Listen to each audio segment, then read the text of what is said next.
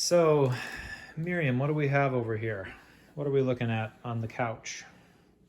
Pages. Pages, yeah. Those are big pages, aren't they? Yeah. How do we photograph these big pages if we don't have a scanner that's big enough for them? We have to use Daddy's camera setup, don't we? Yeah. So here are the basics of what we have. We have a couple of light stands that are very inexpensive. I think I paid like 40 bucks for this kit on Amazon. And they came with these horrible CFL bulbs that overexposed everything. I think if I'd really played with it, I could have got better results, but I ended up swapping out to these Chromolux bulbs. These are incandescent, you know, the old energy suckers, but they give great daytime quality light. So very good for art reproduction. The other thing you're gonna want is one of these little gray cards. What you do is you take a picture of this gray card once your lights are on and you have everything set up the way you want it to be. And then you will go into your camera's settings and use that photograph of the gray card as your white balance setting. Then it will give you accurate colors. And then, oh yeah, Miriam's holding our little clicker. So what is nice about this is what I can do is when my camera is on, I will click the little remote. It will take a photograph of my art without me shaking the camera with my shaky old man hands. So it won't be all jittery in the final version, mess up my line work. So let's just go ahead and turn this on. I'll show you an example of how it works. The lens on my camera is a Canon macro lens. It's a 50mm macro 2.5. It was like around $200 used, maybe less. The camera is a Canon 5DSR. It's their highest resolution, at least as of last year it was. They've discontinued it, so you can find it on clearance. It used to be $4,000. I bought mine for just over $1,000 used at a camera shop.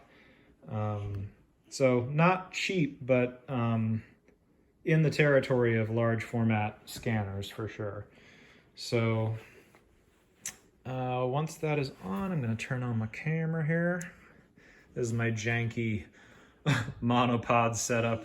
I don't have a tripod, so it's all connected to my Cintiq arm. Yep. Oh, and that's a battery. That's extra battery. That's important. Keep those charged up and swap them out when we need to keep shooting. So my camera's on. Where's my remote? Here's my remote. I'm just gonna lay one of my pages down on here. So I've got this black sheet set up exactly where I know my page needs to be, and then I'm just gonna click my little remote. And just like that, the page has been scanned, and I can remove it, grab the next one, lay it down. It doesn't have to be super precise because I can always rotate things in Photoshop a little bit. Next one, and it's scanned.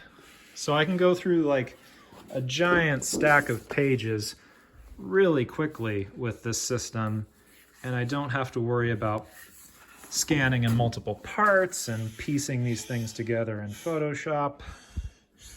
I can just click, and I'm done. Another really... You want to click it?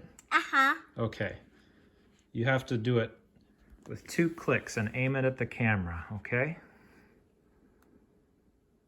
2 clicks. 1, 2. Here, I'll help you press it. It's kind of a hard press. You have to be kind of firm about it. So in terms of how you want to shoot, it's much better when you're shooting with a camera to underexpose, especially for watercolors like this. I'm shooting at like, what is my 5.6 is my f-stop. Is that what it is? I'm no photography expert. I'm learning as I go. But yeah, you want to make sure that you don't overexpose. Good job, Miriam.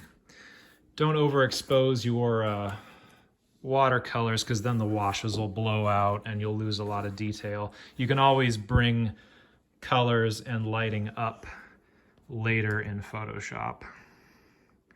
Click, click. Push it hard. Yeah, there you go.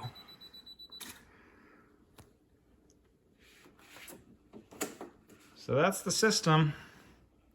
I had photographed all of these yesterday, but a few of them had little light source issues because I hadn't blocked out my window and I hadn't noticed that the lighting had changed as I was going along. Oh, how nice to have a helper. So, yeah, it's good to have at least somewhat controlled lighting in your environment. I'm gonna check how these are going. Can you click it? It's kind of hard to do. Let Daddy try. No, I don't. Okay. Here, honey, don't press it too hard. We don't want to break it. So that's lined up well enough. We're good. Thanks for the demo, Miriam. Bless you. Gonna slide it off. All right. Let's do another one more time. Okay. I like beeping these. All right. Say bye-bye, friends. Bye-bye, friends.